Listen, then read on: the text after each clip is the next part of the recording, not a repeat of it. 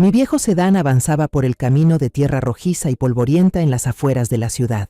En mi corazón había una pequeña alegría, una emoción contenida de madre que está a punto de ver a su hijo.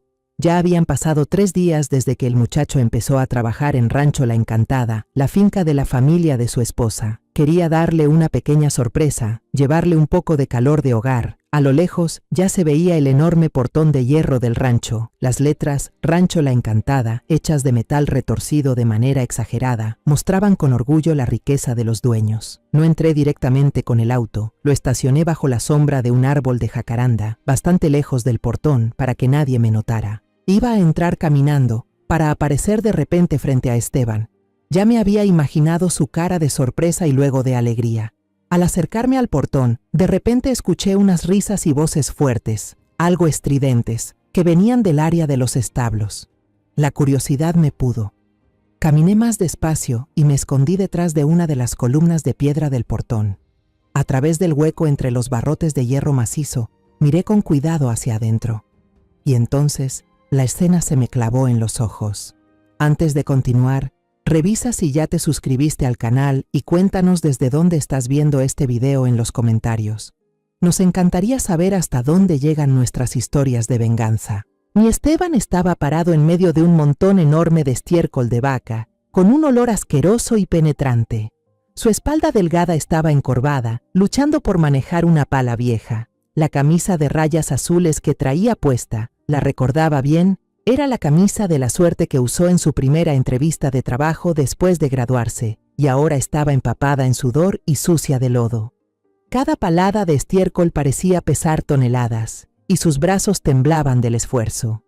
No muy lejos, bajo el alero, estaba mi nuera, Regina.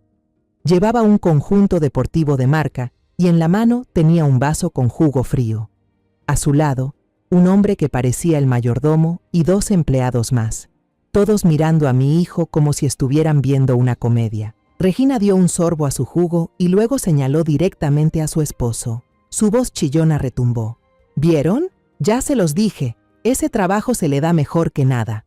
El mayordomo se soltó en una carcajada, una risa falsa y servil. Los otros 2 empleados también se sumaron, riendo fuerte con malicia y crueldad. Esteban se detuvo. Seguro que esa risa le llegó. Lentamente levantó la cabeza y su mirada fue a dar por casualidad hacia el portón. Y entonces nuestras miradas se cruzaron. Vi en sus ojos una sorpresa brutal que en segundos se transformó en una vergüenza imposible de esconder. Era la humillación de un hombre al ser visto por su propia madre en el momento exacto en que su dignidad era pisoteada sin piedad. Rápidamente volteó la cara, agachando la cabeza, pero ya era tarde. Alcancé a ver una lágrima caliente resbalando por su mejilla sucia de barro, dejando un rastro brillante. La pala se le cayó de las manos temblorosas y se estrelló contra el suelo duro. Me quedé paralizada. Sentía que la sangre en mis venas se había congelado. Sabía que el dolor físico que sentía en ese momento no era nada comparado con la tortura en su alma. Hubiera preferido que lo golpearan antes que ser visto así por mí. No grité, no corrí hacia él, solo di media vuelta y regresé en silencio al coche. Ya no escuchaba sus risas, ya no sentía el aroma de las flores de jacaranda, solo tenía grabada la imagen de la lágrima de mi hijo dándome vueltas en la cabeza. Me senté al volante y cerré la puerta de un golpe. La calma que sentía en ese momento era aterradora.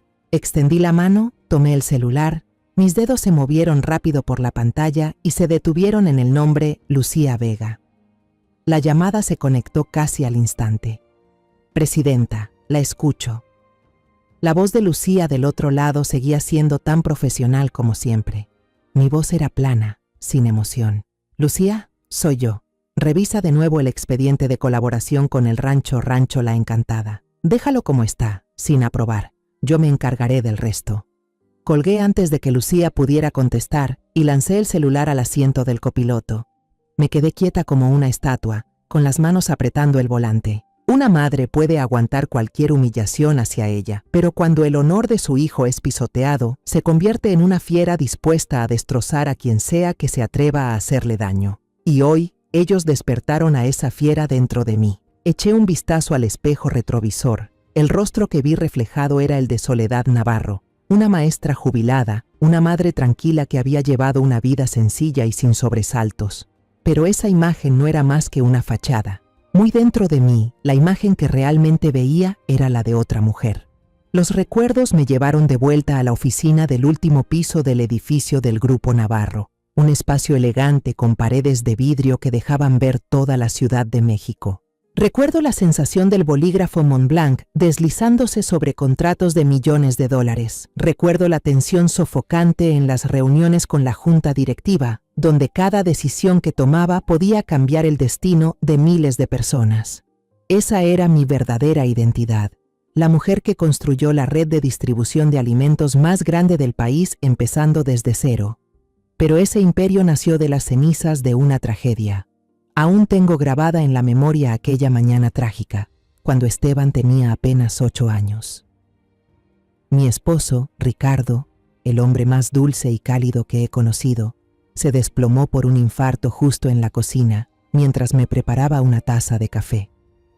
Mi mundo se rompió en 1000 pedazos. Ricardo se fue, dejándome a cargo de nuestro pequeño hijo y una deuda enorme por la hipoteca de la casa. De ser una mujer dedicada al hogar, me vi obligada a convertirme en una guerrera. Empecé mi negocio vendiendo verduras desde la caja del viejo camión que Ricardo me dejó. Recuerdo las noches heladas en el mercado de la Merced. Recuerdo cuando los grandes comerciantes me hacían la vida imposible. Me tiraban el puesto, me miraban por encima del hombro como si fuera una viuda débil. Pero estaban equivocados. El dolor de perder a mi esposo y el amor por mi hijo me endurecieron el alma. De ese puestecito surgió una empresa distribuidora que poco a poco fue comprando a los mismos competidores que antes me despreciaban, hasta que fundé el Grupo Navarro. Cuando Esteban creció, decidí mantenerle en secreto todo lo que tenía. Compré una casita en Guadalajara y viví humildemente con la apariencia de una maestra retirada. No quería que mi hijo creciera como un niño mimado, ni que dependiera de la fortuna que yo había conseguido con tanto sacrificio. Quería que valorara el trabajo, que se valiera por sí mismo, que se convirtiera en un hombre con dignidad y carácter. Y no me defraudó. Recuerdo con claridad el día que lanzó su empresa de turismo, Turismo del Sol. Me senté en primera fila, dejando que las lágrimas de orgullo corrieran por mi rostro, mientras veía a mi Esteban en el escenario, lleno de confianza y pasión, hablando de sus sueños y proyectos.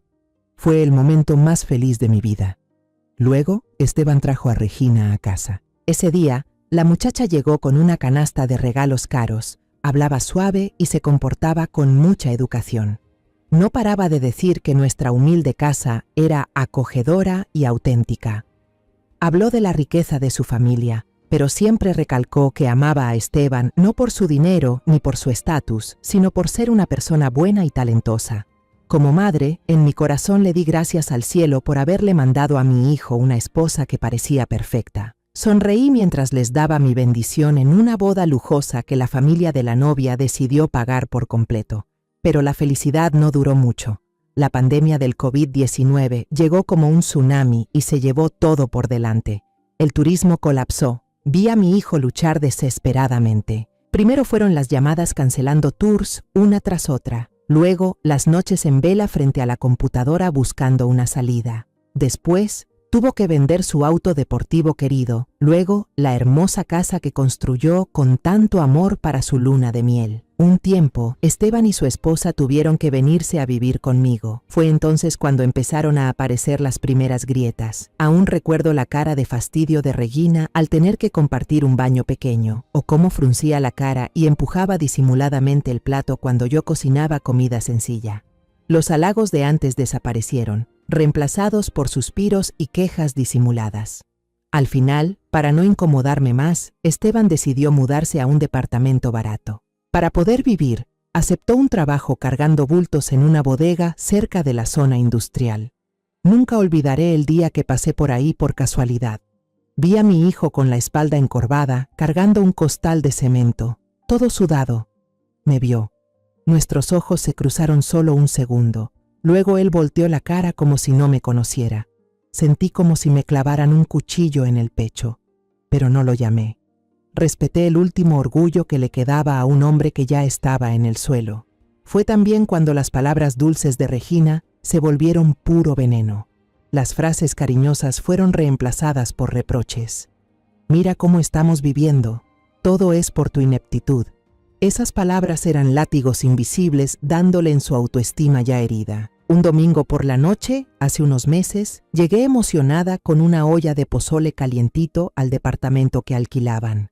Era un lugar pequeño y oscuro, un contraste triste con la casa llena de luz que alguna vez tuvieron. Regina abrió la puerta y su sonrisa desapareció en cuanto me vio. Miró la olla humeante en mis manos y frunció la nariz. «Mamá», me dijo, ya sin el tono dulce de antes, «la próxima vez no cocine esto, tiene mucha grasa, me hace mal a la piel». Me quedé helada. Ese pozole, antes, decía que era lo más rico del mundo, el sabor de la familia. Su rechazo no era solo por la comida, era como rechazar mi cariño, una forma de decirme que en su mundo ya no cabía lo sencillo mío.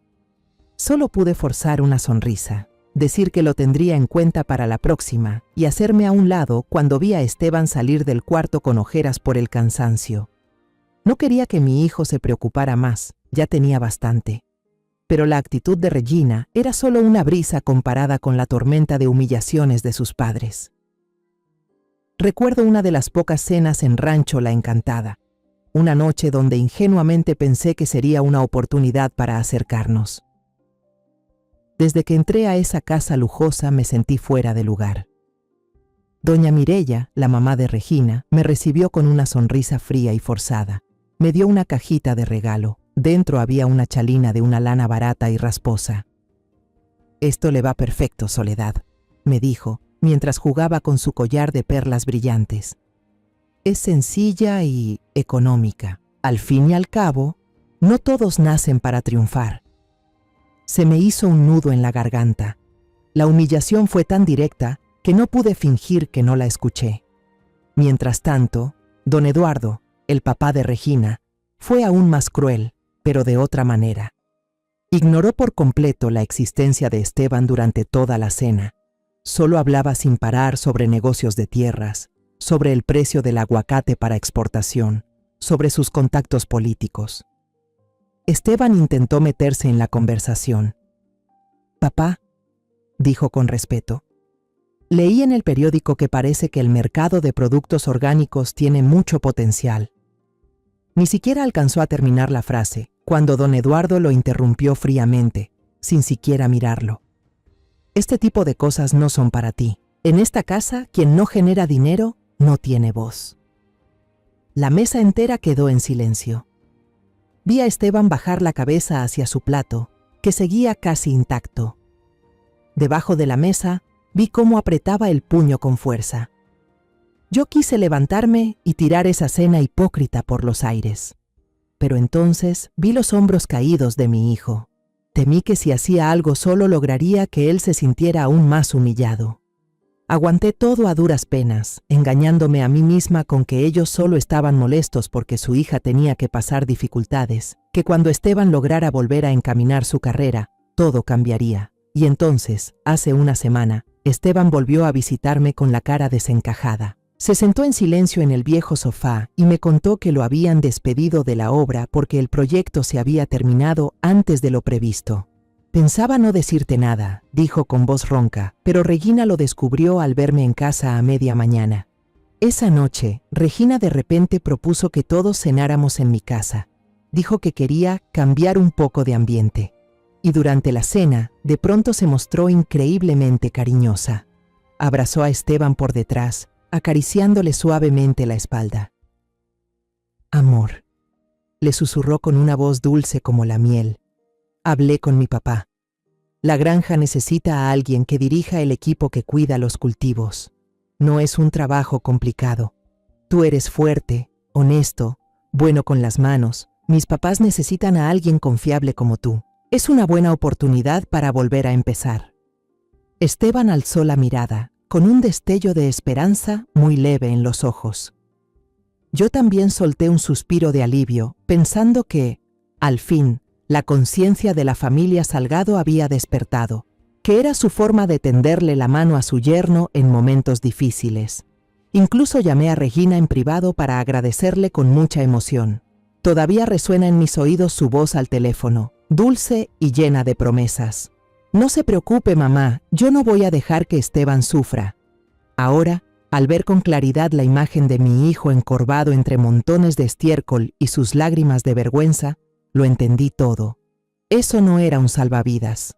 Era una trampa disfrazada de bondad, una obra montada solo para alimentar el placer enfermo de esa familia, pisotear, humillar y destruir hasta el último pedazo de dignidad de un hombre que ya lo había perdido todo.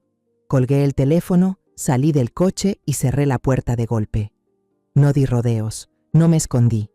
Caminé directo hacia el portón de hierro, lo empujé con fuerza y entré. Mi mirada se clavó en el grupo de personas sentadas en la terraza. Me vieron. Las risas se apagaron por un segundo, reemplazadas por sonrisas burlonas. No miré a nadie en particular, sino que atravesé sus miradas, fijándome solo en Regina. Don Eduardo fue el primero en hablar. Se levantó, cruzó los brazos y me miró de arriba abajo con desprecio. «Vaya, miren quién llegó, miren. ¿La maestrita viene a pedirnos trabajo para su hijo? ¿O a ver si le damos un poco de abono para sus lechugas?» Regina se rió con coquetería, escondiéndose detrás de su padre como una niña mimada. «Ay, papá, no seas malo con la mamá de Esteban.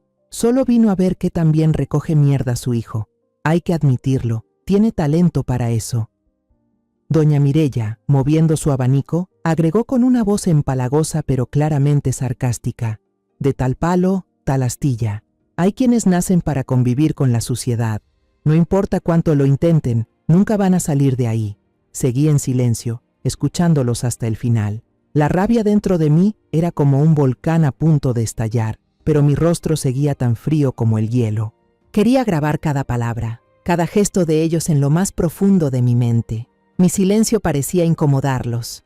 Al no obtener la reacción que esperaban, don Eduardo perdió la paciencia. Torció la boca y dijo: «Qué lástima que Ricardo no esté aquí para ver esto, aunque tal vez sea una suerte. Debería sentirse afortunado de haberse muerto antes. Así no tiene que pasar la vergüenza de ver en lo que se convirtió su hijo». La sangre me hervía. Podía aguantar que me insultaran, pero a mi esposo fallecido, a él no lo tocaba nadie. Ricardo era mi respeto, mi recuerdo más sagrado. Apreté los puños, lista para avanzar, pero antes de que pudiera dar un paso, se oyó un crash estridente. Era el vaso de vidrio de doña Mireya, que estaba sobre la mesita al lado de ella, hecho añicos en el suelo de baldosas. Todos, incluso yo, nos quedamos helados y volteamos hacia el sonido.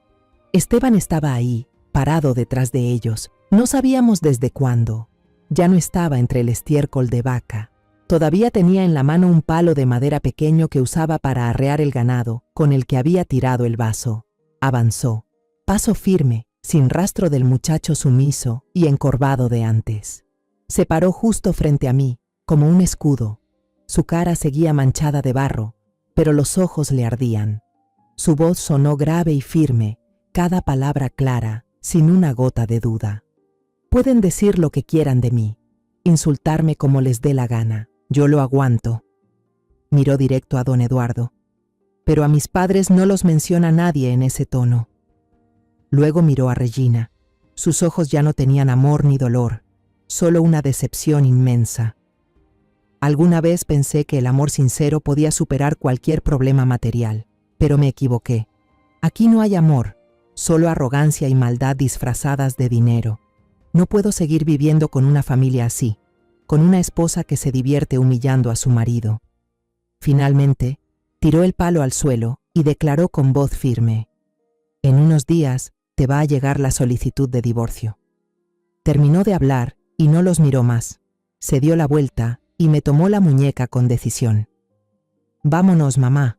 Dimos la espalda y nos fuimos. Detrás, el silencio atónito fue reemplazado por unas carcajadas burlonas aún más locas que antes. Escuché a don Eduardo gritar lleno de rabia: «¡Lárguense! ¡Inútil! A ver cuánto duran sin los Salgado. Ya veremos cómo vienen arrastrándose a pedir perdón». Estaban convencidos de que habían ganado.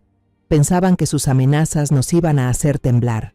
No sabían que, en el momento en que Esteban se levantó para defenderme, Para defender el honor de su padre, él dejó de ser un fracasado.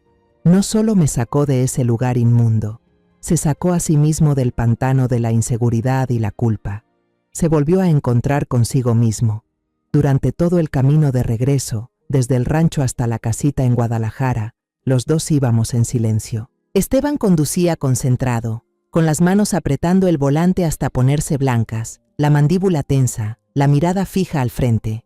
Yo, sentada al lado, miraba por la ventana en silencio, pero en mi cabeza, los planes ya se estaban armando paso a paso. Cuando el coche se detuvo frente a nuestra casa vieja y desgastada, Esteban no bajó de inmediato. Apagó el motor y luego me miró directo a los ojos. Bajo la luz amarillenta del farol, vi con claridad el arrepentimiento y el dolor en sus ojos. «Mamá, lo siento». Su voz era ronca. «Fui muy tonto. Te hice pasar esa humillación conmigo». Levanté mi mano y le limpié con suavidad un rastro de barro seco que aún quedaba en su mejilla. «No es tu culpa, Esteban», dije, con la voz lo más calmada posible, aunque por dentro estaba hecha un torbellino. «No eres tonto, solo eres demasiado bueno. Ahora ve a darte una ducha y límpiate bien. Yo voy a calentar la comida». Mientras Esteban se bañaba, puse la cena sobre la mesa. Hice chilaquiles rojos, un platillo sencillo pero lleno del sabor de nuestra tierra. El aroma del chile y el jitomate se esparció por toda la cocinita, un olor familiar, cálido, a hogar. Ese olor que mi hijo había perdido hacía mucho tiempo. Cuando Esteban salió, ya traía ropa limpia. Su cara, aunque todavía mostraba cansancio, ya no tenía ese gesto de derrota y vergüenza. Nos sentamos a comer en silencio. Pero esta vez, el silencio fue reconfortante, como una pausa necesaria para que los dos pudiéramos ordenar el caos por dentro. Al terminar de comer, pensé que Esteban se iría a descansar a su cuarto, pero no lo hizo. Fue directo al viejo armario de madera en la sala, donde guardábamos los papeles importantes. Sacó un paquete de hojas blancas y un bolígrafo, luego volvió a la mesa. Bajo la luz amarilla de la cocina, empezó a escribir, línea por línea, palabra por palabra, con decisión, sin dudar, sin dolor, sin apego, solo con alivio. Era la solicitud de divorcio. Yo lo observaba desde lejos, en silencio. La rectitud de su espalda en ese momento ya no tenía nada de alguien derrotado por la vida. Era la postura de un hombre que había decidido recuperar su destino. No solo estaba escribiendo un divorcio, estaba comenzando el primer capítulo de una nueva vida. Y yo sabía que era momento de actuar para ayudarle a escribir los siguientes capítulos. Me metí en silencio a mi pequeño despacho, esa habitación que Esteban siempre creyó que solo guardaba libros viejos de una maestra retirada. Nunca entró ahí por respeto a mi privacidad. Cerré la puerta con cuidado, me senté frente al viejo escritorio de roble y saqué la laptop que siempre estaba escondida bajo una pila de periódicos. La pantalla se iluminó y el rostro profesional de Lucía, mi asistente más cercana, apareció. Ella no preguntó nada sobre la llamada repentina de la tarde. Me conoce, así que solo esperó en silencio las instrucciones. «Lucía», dije con voz firme y fría. Era la voz de la presidenta del Grupo Navarro, no de la maestra Soledad. «El borrador del contrato con Rancho La Encantada. Revísalo. Agrégale una cláusula de exclusividad para proveer todos los productos agrícolas durante 5 años, con un precio 15% más bajo que el del mercado. Haz que parezca una ganga caída del cielo». Lucía frunció ligeramente el ceño, algo raro en ella. Sabía que yo nunca ofrecía condiciones tan generosas, pero no preguntó. «Entendido, presidenta. Lo redactaré y se lo enviaré esta misma noche». «Bien», continué lanzando el segundo anzuelo. «Y prepara un comunicado de prensa. Quiero que todo México se entere de esta alianza histórica entre el Grupo Navarro y un rancho familiar tradicional como Rancho La Encantada. Por último, organiza una ceremonia de firma bien formal en el Hotel Four Seasons. Invita a todos los medios más importantes». «Entendido», respondió Lucía, y en sus ojos vi un destello. Ya empezaba a comprender. Terminamos la llamada. Me quedé sentada en la oscuridad, mirando por la ventana, donde la luz fría de la luna caía sobre la calle desierta. Les estaba dando lo que más deseaban, dinero y fama. Mientras más alto vuelen, más dura será la caída. Solo unos minutos después, como lo esperaba, el teléfono de Esteban en la sala empezó a sonar. Escuché cuando contestó. La voz aguda y triunfante de Regina resonó, sin ningún intento de disimulo, lo suficientemente fuerte como para que yo la escuchara con claridad. «Esteban, sigues vivo, ¿no? Solo llamé para darte una buena noticia, aunque no te la merezcas. Gracias a que nos deshicimos de una carga como tú, la suerte llegó a mi familia.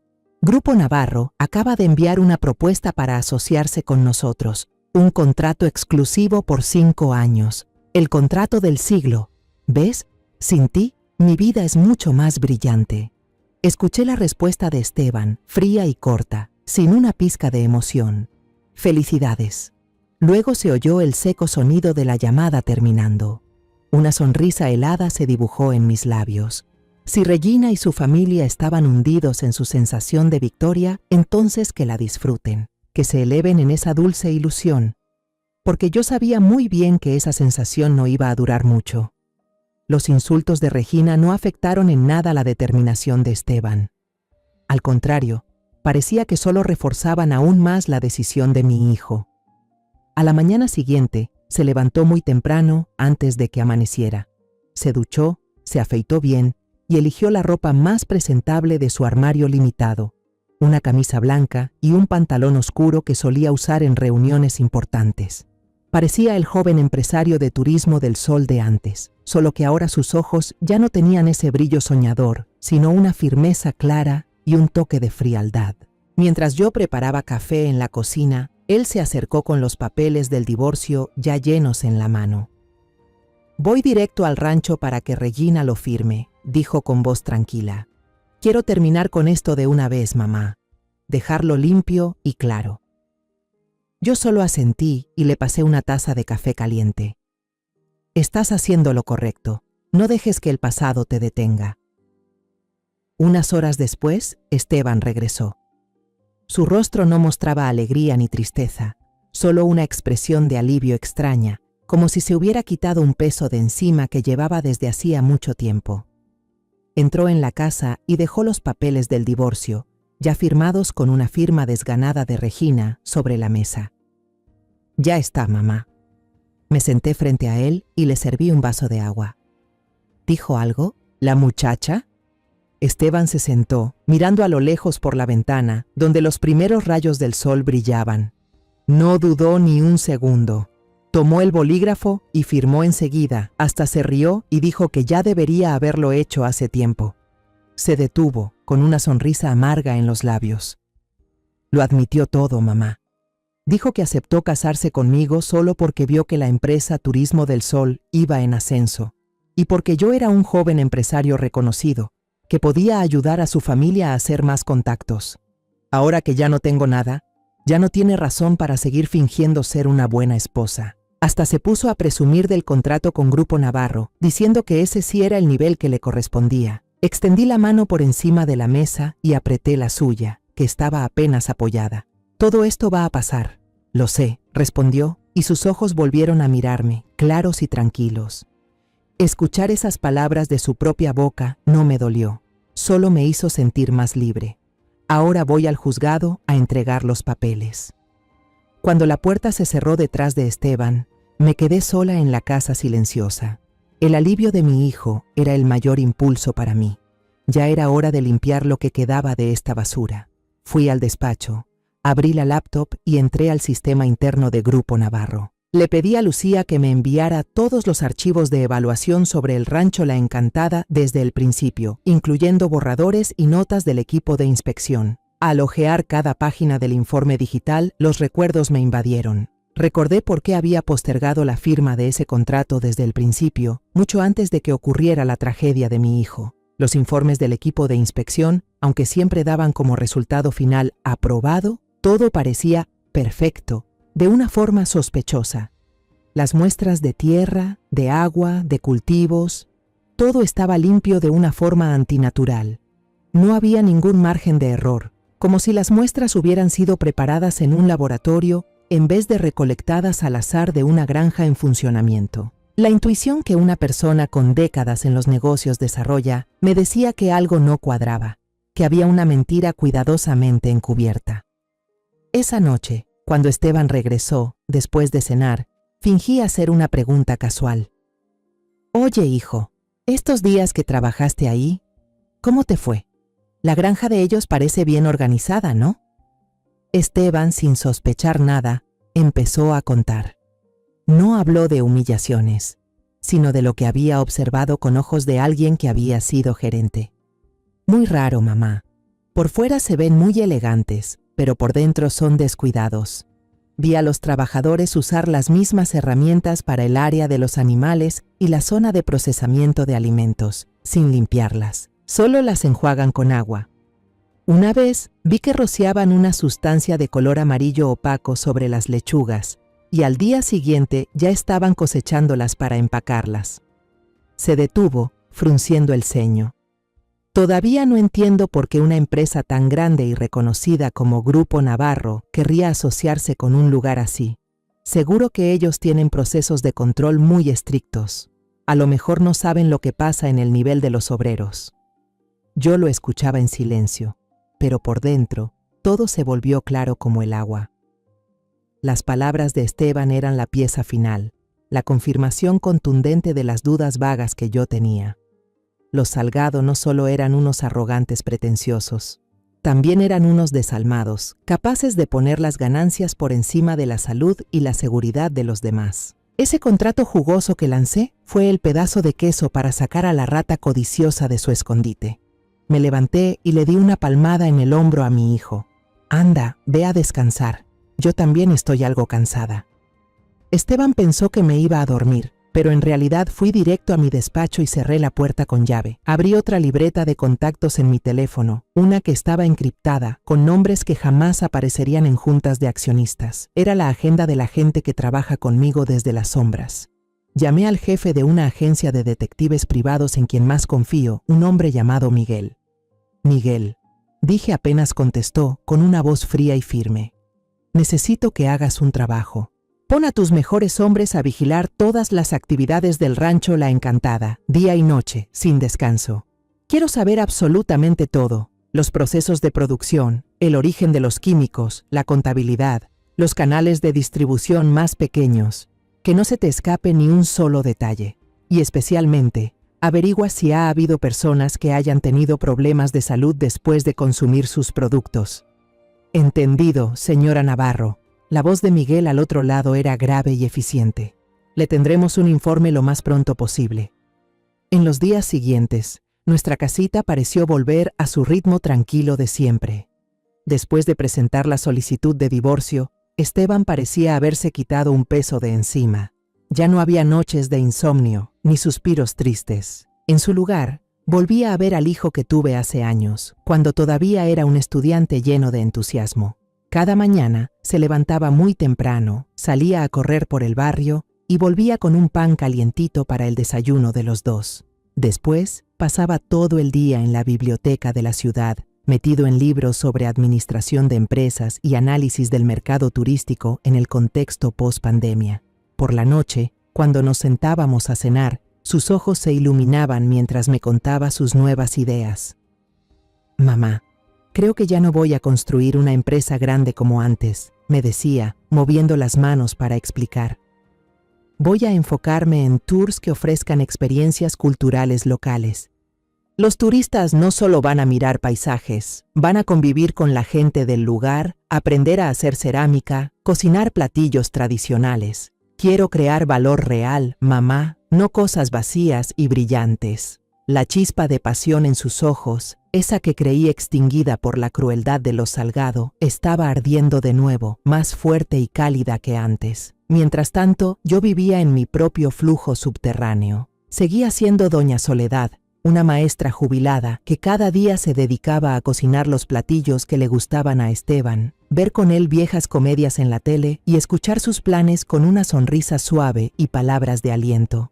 No decía ni una palabra sobre mis propios planes, no mostraba señal alguna de la tormenta que estaba preparando. Mi mundo estaba dividido en dos. Una mitad era la cocina cálida, llena de amor por mi hijo. La otra mitad estaba en el celular que siempre llevaba en silencio en el bolsillo. Cada ciertas horas, el teléfono vibraba suavemente, avisando un nuevo correo de Miguel. Cada email era una pieza del rompecabezas, y al juntarlas, se iba formando una imagen repugnante de la familia Salgado. Los leía en mi pequeño estudio, con la puerta bien cerrada, concentrada con frialdad. Mientras esperaba las últimas piezas, los Salgado convertían las redes sociales en el escenario de su ridículo espectáculo. No perdían oportunidad de presumir sobre el contrato que estaban por firmar con Grupo Navarro, lo que ellos creían que era su boleto dorado para subir de nivel. Don Eduardo subía fotos dándose la mano con autoridades locales, acompañadas de una leyenda arrogante, preparándonos para un nuevo capítulo brillante junto a nuestro socio estratégico Grupo Navarro. Los fuertes siempre se encuentran. Doña Mireya era más sutil. Mostraba constantemente sus nuevas joyas de diamantes y relojes de marca, con la excusa de regalarse algo por el gran contrato. Pero la más ridícula y cruel era Regina. Como polilla que se lanza a la luz de la ostentación, publicaba fotos en resorts de 5 estrellas, en los restaurantes más lujosos. Lo peor fue una foto con una copa de champán brillante. De fondo, un atardecer espectacular en la playa. El texto que la acompañaba fue un verdadero cuchillo.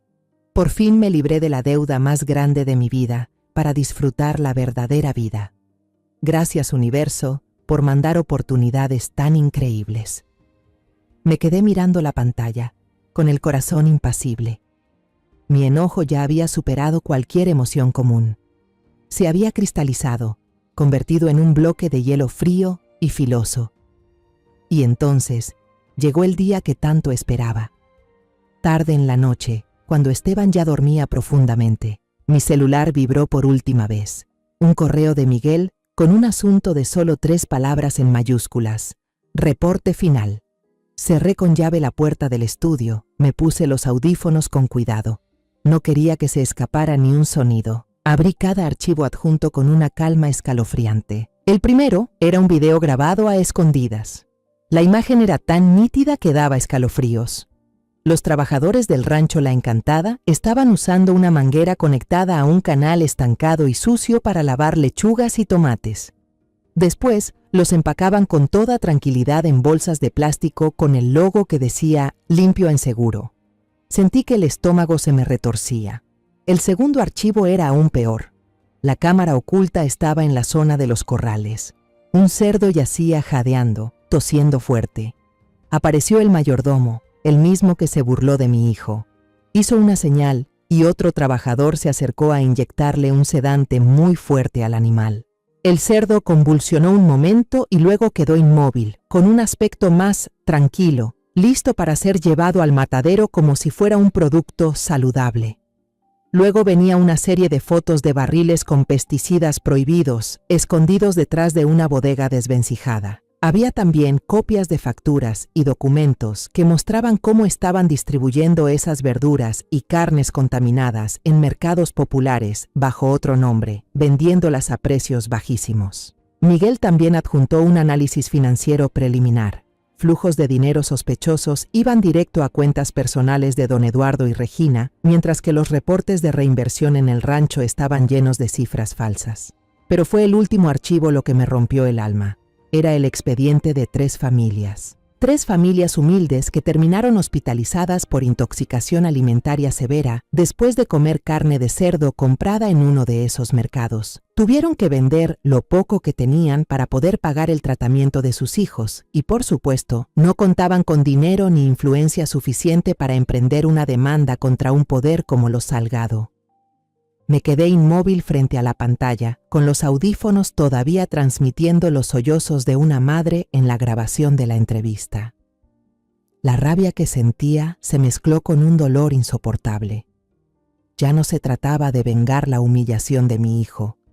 Se trataba de justicia para esas personas inocentes, personas que estaban pagando con su salud, incluso con sus vidas, por la avaricia y crueldad de los Salgado. Ya no me temblaba la mano. Con calma, copié todos los archivos a una memoria USB negra, pequeña. Creé una copia de respaldo en un servicio en la nube con máxima seguridad, Luego borré todos los rastros del computador. Guardé la USB en una cajita de terciopelo para joyas. Después me acerqué al cuadro de paisaje colgado en la pared. Abrí la puerta de la caja fuerte secreta y coloqué la caja adentro. El arma ya estaba lista. Solo quedaba esperar el día del gran final. El día del juicio por fin había llegado. Los medios llevaban toda la semana hablando del evento, presentándolo como un impulso para el sector agroalimentario del país. La ceremonia, como era de esperarse, se organizó en el Hotel Four Seasons, uno de los lugares más lujosos de Ciudad de México, el escenario perfecto para la obra que había preparado con tanto cuidado. Esa mañana elegí un vestido de seda azul marino, de corte sencillo pero confeccionado con precisión, que transmitía una elegancia discreta. Me maquillé ligeramente, recogí el cabello en un moño sobrio, parecía una maestra jubilada invitada a un evento importante. Salí a la sala, donde Esteban leía un libro. «Esteban, hijo», le hablé con suavidad. Una vieja amiga mía, que ahora trabaja en Grupo Navarro, se enteró de que ando triste por lo tuyo y tuvo el detalle de darme 2 invitaciones para la ceremonia de hoy en la tarde. ¿Me acompañas? Hace mucho que no salimos los dos, puede que nos despeje un poco. Y quién sabe, quizá hasta surja una oportunidad de trabajo. Esteban levantó la vista, frunciendo ligeramente el ceño. «Mamá, no quiero verles la cara». Su voz se volvió más grave, cargada aún del dolor. Me acerqué, me senté a su lado y le tomé la mano. Mi mano áspera le transmitía algo de calor. «Mamá lo sabe, pero no tienes que mirarlos, solo tienes que venir conmigo. No quiero ir sola a un lugar con tanta gente, me voy a sentir muy fuera de lugar». Deliberadamente fingí un poco de debilidad, un papel que ya conocía muy bien. Al ver mi expresión de súplica y algo de soledad, Esteban finalmente suspiró y asintió con desgano. «Está bien, si eso quiere mamá, la acompaño». Cuando llegamos al hotel, el vestíbulo principal ya estaba repleto de gente importante, vestidos deslumbrantes y los flashes de las cámaras parpadeando sin parar. En medio de ese ambiente lujoso, nosotros dos con ropa sencilla nos veíamos algo desentonados. Pero a mí no me importaba. Mis ojos dieron una vuelta rápida por el lugar y se detuvieron en Lucía. Estaba parada en la entrada, con un traje gris de oficina que imponía respeto, hablando con el equipo de seguridad. Nuestras miradas se cruzaron por un momento. Ella asintió con discreción, una señal de que todo seguía según lo planeado. Me giré y le susurré a Esteban. «Hijo, busca un lugar donde esperarme, ¿sí?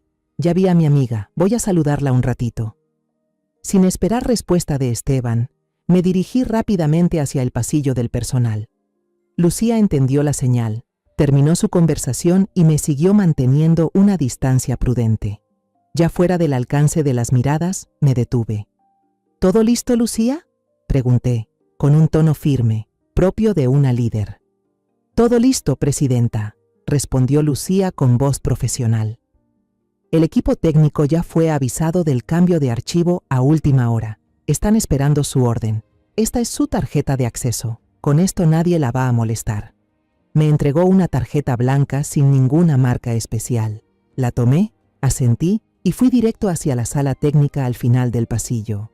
La puerta se abrió y dentro había un joven técnico sentado frente a una serie de pantallas, con los ojos pegados a los datos. Se sobresaltó al verme. Le mostré la tarjeta y le hablé con el tono de una alta directiva. «Vengo de parte de la organización. Revisa el archivo principal de la presentación del evento». Él echó un vistazo a la tarjeta, leyó la frase «Supervisión de evento de alto nivel» y empezó a asentir rápidamente. En la pantalla principal apareció la presentación de la familia Salgado, con el título «Rancho La Encantada, una visión de futuro», junto con imágenes de campos verdes retocados cuidadosamente. Saqué de mi cartera un USB negro y lo puse sobre la mesa. Este archivo parece una versión antigua, tiene errores en varias imágenes. Esta es la versión actualizada que la presidenta acaba de aprobar. El técnico no dudó ni un segundo, tomó mi USB. Me quedé observando mientras lo conectaba, copiaba el nuevo archivo y borraba el original de los Salgado. Mi corazón latía con una calma extraña. Cuando terminó, le agradecí y regresé al vestíbulo, mezclándome con la multitud como si nada hubiera pasado.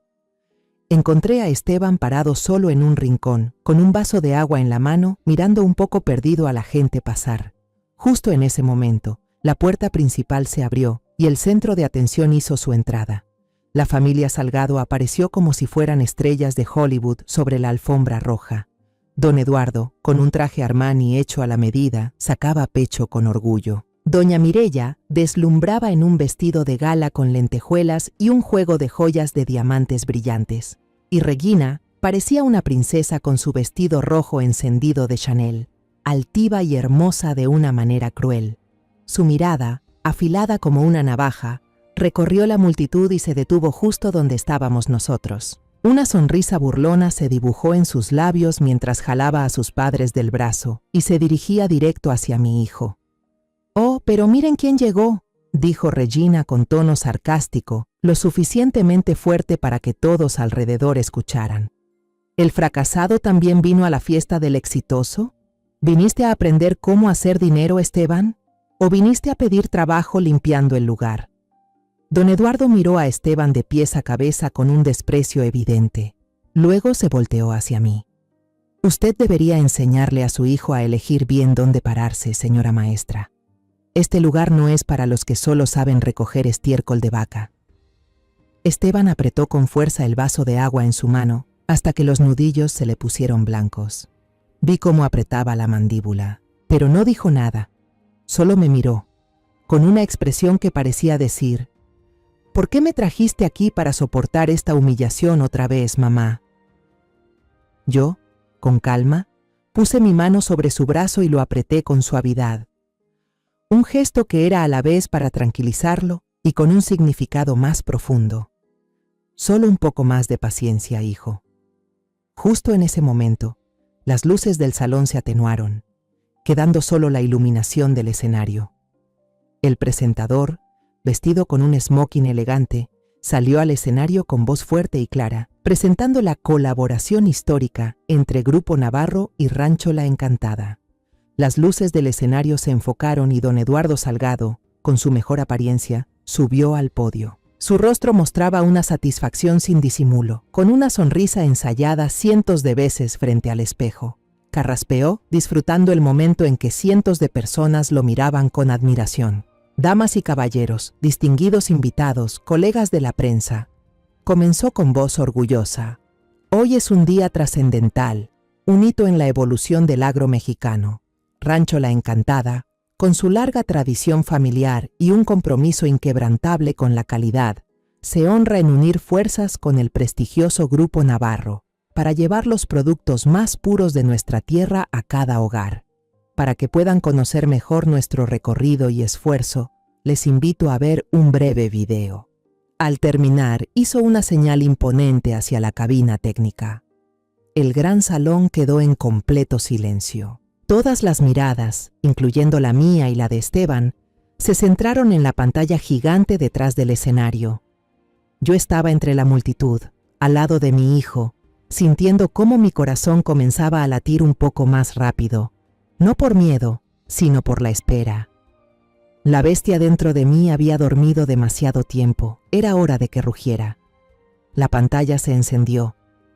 Pero en lugar de los campos verdes bañados de sol o el ganado gordo pastando plácidamente como todos esperaban, la primera imagen fue la de un chiquero sucio, lleno de lodo. Un cerdo flaco, en los huesos, yacía en el suelo, tosiendo con dificultad, respirando con esfuerzo. Luego, un obrero con el rostro sin expresión se acercaba y le inyectaba una medicina directamente en el cuello. Un murmullo empezó a recorrer el salón. Don Eduardo, de pie en el escenario, tenía la sonrisa congelada en su rostro. Parecía ridículo. Giró bruscamente hacia la cabina técnica. El color de su cara cambiaba del rojo al pálido. La pantalla cambió de escena abruptamente. Esta vez, un video oculto mostraba a unos trabajadores vaciando bolsas de polvo blanco de origen desconocido en un enorme tanque de leche, mezclándolo de forma descuidada antes de embotellar con la etiqueta «leche fresca 100% pura». La siguiente escena era aún más cruel. vegetales siendo rociados con una capa espesa de pesticidas opacos, y sin embargo, a la mañana siguiente ya estaban siendo cosechados y empacados. Las imágenes seguían una tras otra, claras como el agua, acompañadas de copias de facturas falsas, documentos de evasión de impuestos y libros de contabilidad duplicados. Los murmullos del público ahora se habían transformado en exclamaciones de asombro y luego de asco. Oí a alguien soltar un «Dios mío». Los reporteros, como tiburones oliendo sangre, apuntaron de inmediato sus cámaras y lentes hacia la pantalla y hacia la familia Salgado, que estaba paralizada en la fila de honor. «¡Apáguenlo! ¡Apáguenlo ya!», don Eduardo gritaba, con la voz quebrada por el pánico y la furia. Abandonó su discurso y salió corriendo hacia bastidores, gritando por los técnicos. Pero yo ya le había hecho una seña a Lucía. Ella estaba cerca. Y con solo un leve movimiento de cabeza, el equipo de seguridad del hotel entendió y bloqueó todos los accesos al área trasera. La proyección continuó sin piedad. El último fragmento, y el más devastador, era una entrevista con una de las víctimas del envenenamiento. Una mujer de rostro duro, con los ojos hundidos por el cansancio y el dolor, contaba cómo su hijito había sido hospitalizado de urgencia en estado crítico. El doctor dijo que era por intoxicación alimentaria. Nosotros solo compramos carne en el mercado del barrio porque es más barata. Ahora ya tuvimos que vender todo. Sus sollozos llenaban el salón con un silencio sepulcral. Cuando terminó el video, la pantalla se volvió negra. El silencio era tan denso que parecía aplastar a todos. Don Eduardo, con la cara roja de vergüenza y rabia, regresó al escenario como una bestia herida. Le arrancó el micrófono de las manos al presentador, que seguía en shock. «Alguien saboteó esto. Es una calumnia desvergonzada, un montaje para destruirnos. Exijo ver al presidente de Grupo Navarro ahora mismo. ¿Quién se hace responsable de esta farsa?». Yo sabía que era el momento de salir. Solté el brazo de mi hijo y, en silencio, me separé de él, caminando despacio entre la multitud. Cada paso mío sobre la alfombra roja era firme y seguro. Las luces del escenario, que buscaban sin control, me encontraron. Una figura solitaria avanzando al frente, iluminada. Todas las miradas en el auditorio, cientos de ojos, se clavaron en mí. Subí cada escalón y caminé directo hacia don Eduardo, que me miraba sin poder creerlo. Tomé otro micrófono de la mesa del presentador. Lo miré directo a los ojos desorbitados, y luego giré lentamente para mirar a toda la sala. Respiré hondo y hablé, con voz firme, clara, que resonó por todo el lugar. Soy Soledad Navarro, fundadora y presidenta del Grupo Navarro. El rostro de la familia Salgado en ese momento era una obra de teatro en sí misma.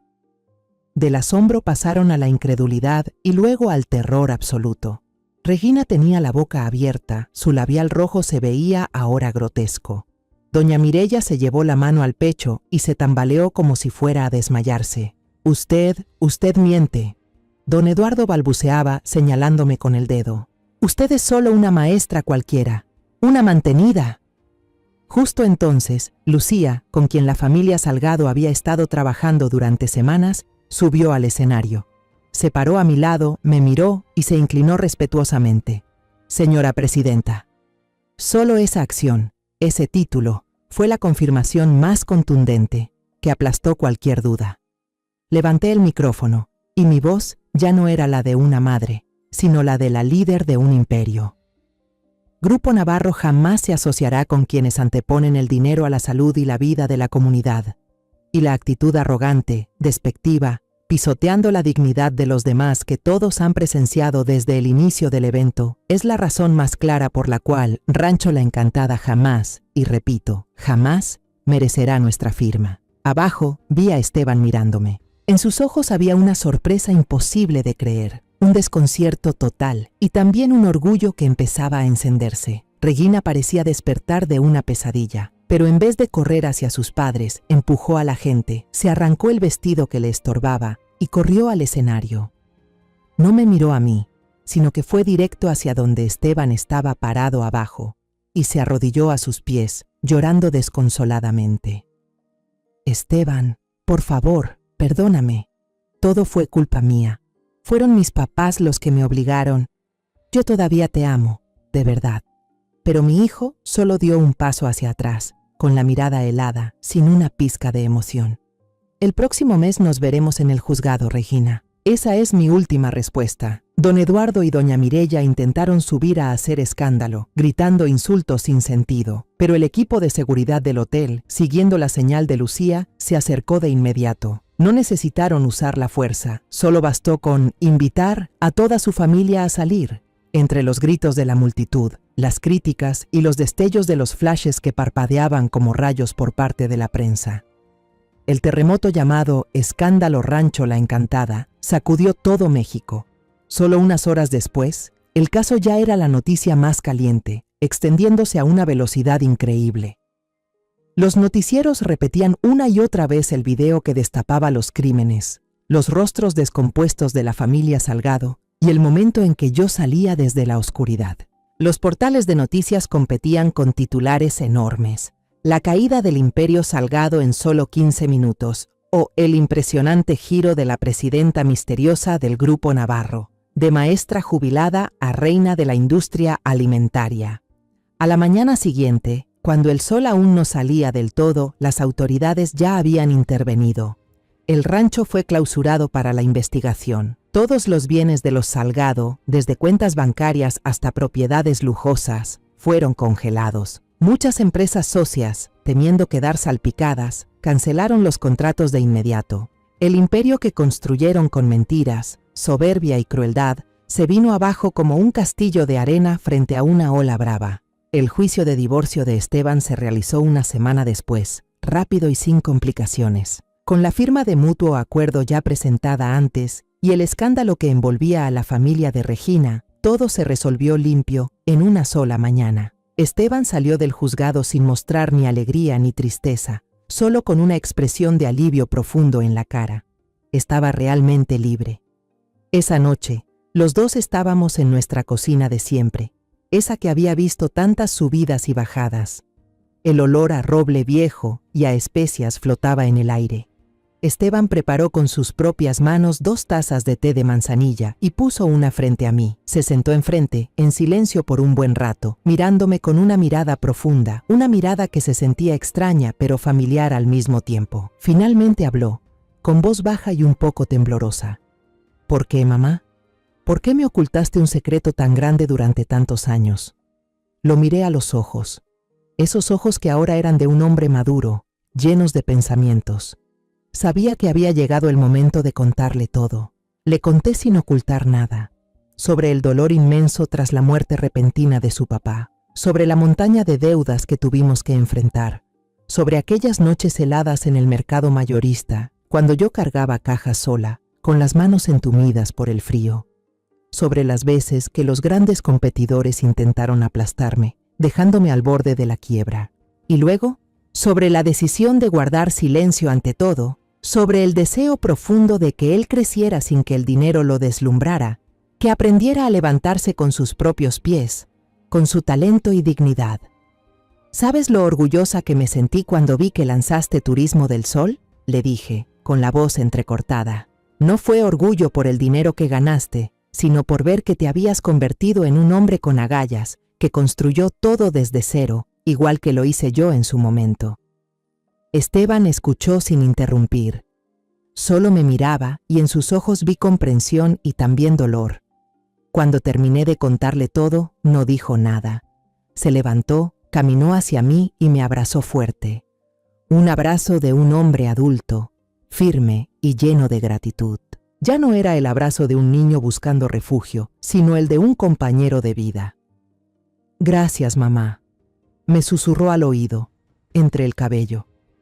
Ya entendí.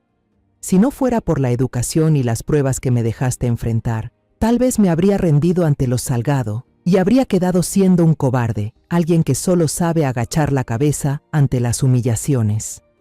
Años después, el nombre Turismo del Sol volvió a la vida, pero con una cara completamente nueva. Esteban reconstruyó la empresa, sin perseguir la escala ni las ganancias llamativas.